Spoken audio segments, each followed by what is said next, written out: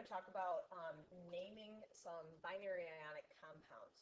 Before we actually start talking about binary ionic compounds themselves, let's do a quick ion review. Na plus 1, this is a positive or a cation, and this has formed by losing one electron. Strontium plus 2 is also a cation that has formed by losing 2 electrons. Aluminum, cation, formed by losing 3 electrons, giving a positive 3 charge. And then we have 2 anions.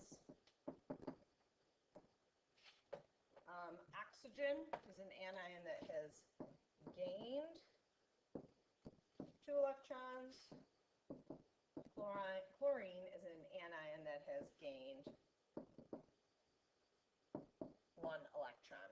These are typically what we call, or technically we call monoatomic ions, meaning one atom ions. And they're the type of ions we're going to be dealing with in our first type of naming. It is important to have a little bit of an understanding of what the electrons are doing and kind of a little bit of a rough understanding of bonding at this point, but if you don't fully understand bonding, you can still do a really good job at naming, and then hopefully when we get to the bonding unit, you'll be able to clear that up a little bit.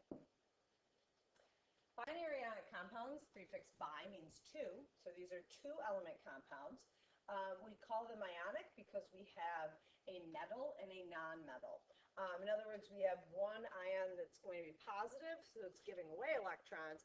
The other ion in the compound becomes negative by accepting those electrons. So we talked about this desire to get 8 valence electrons in our atomic unit, and that comes back into play here. So while the metal is trying to lose electrons, the non-metal is trying to gain, and that works out just perfectly.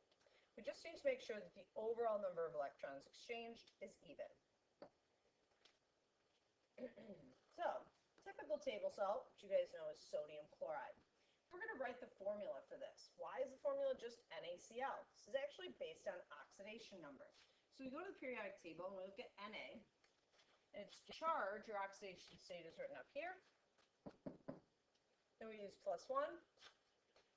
Chlorine is going to bond to this, so sodium wants to lose 1 electron. Works out great. Chlorine wants to gain 1. So we're going to write that. So next thing we're going to do is something called crisscross. Now for right now, just a side note on charges, for right now, we're always going to use the top charge. There is one exception to that in this unit, and then there will be no other exceptions till the end of the year.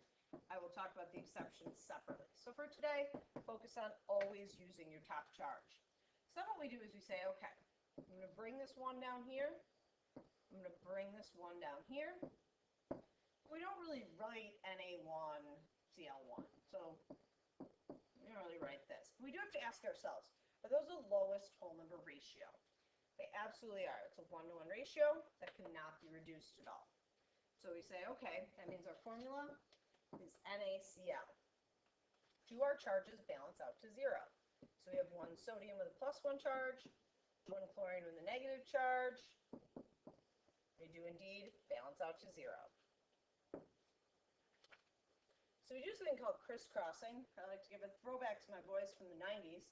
And this helps us make sure that we have the proper subscripts, because we have to make sure that any electrons that are lost are gained by somebody else, and any that need to be gained have someone to be lost from. So I kind of made these blocks over here to give you a little bit of a visual for this. So if we were to take strontium, for example, and bond it with fluorine, when we look at these 2 charges, what we'd actually do when we crisscross is we'd bring this 2 down right here and bring this 1 down right here. So this compound actually becomes SrF2, which is the lowest whole number ratio. And that works really well because this guy's charge right here is +2. This guy's charge up here in this top corner is -1. So we actually need a second one of these, which is indicated right here by that 2, in order to have my charges balance out to 0. So +1, -1, and -1 all add up to 0. So that's kind of a basis for why we crisscross. If you have any 2 numbers, or any 2 elements that happen to have the same magnitude of charge, So for example, if we put SR and O together,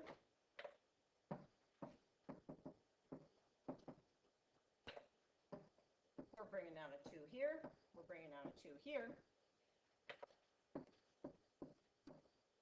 We actually will reduce this to SRO because positive 2 and negative 2, we only need 1 each for those to cancel out to 0. So we do like to make sure that these simplify. What's really happening here, SR has 2 electrons it wants to lose. O has room for 2 because it has those 6 valence electrons. We got those 2 to get rid of right there. So that's why crisscrossing works. We'll talk more about the details of this when we get to bonding. For right now, for the most part, you might just have to kind of take my word for it. So we're going to combine calcium and bromine. We always make sure we write the positive or element from the left side of the table first. So you're going to plop your finger on calcium. Calcium's charge is +2. Plop your finger on bromine. We're going to use the top charge for that, which is -1. We're now going to crisscross, bring down our 2, bring down our 1. And this will give us Ca1, Br2. Are those lowest whole number ratios? They sure are. But chemists are lazy. We don't write 1s. So what we would really write is just Ca, Br2. Now I just want to double check my charges. My charge from calcium was a +2. I have 2 Brs, each one was -1. +2 minus 2 equals out to 0. I'm good to go. So try a few of these on your own. Pause the video for a minute. Make sure you can crisscross them to get the proper formula.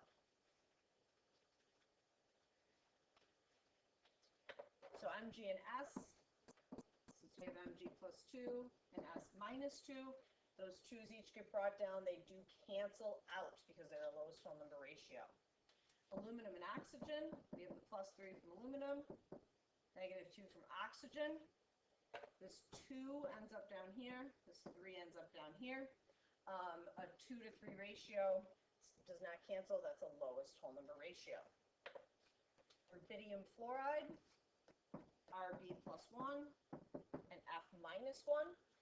When we bring those 1s down, they are going to cancel to just RBF.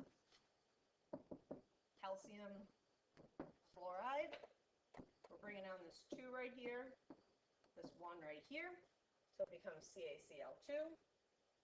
And last but not least, Li +1, S -2. 1 comes down, 2 comes down.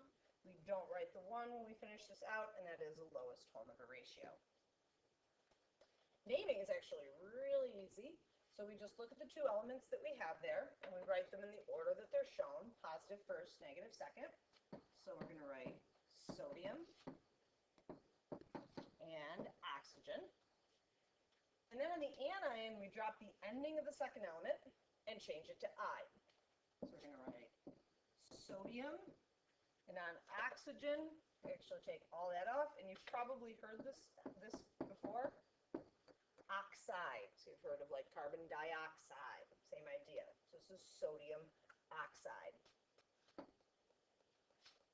these are pretty straightforward. Try one of each of these. Pause the video for a moment and write them out. So number 1 is aluminum chloride. So from the chlorine, we're just taking out that ine ending. Beryllium bromide, magnesium oxide, and calcium chloride.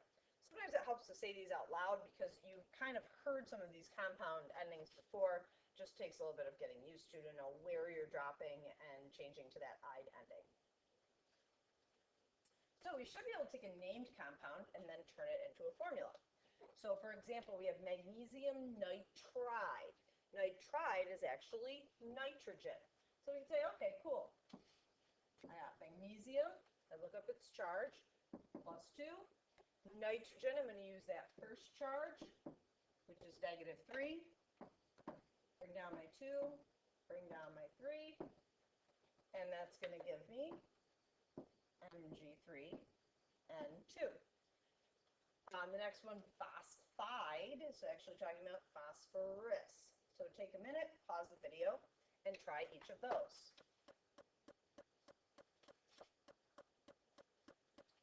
Just a quick review of your charges here.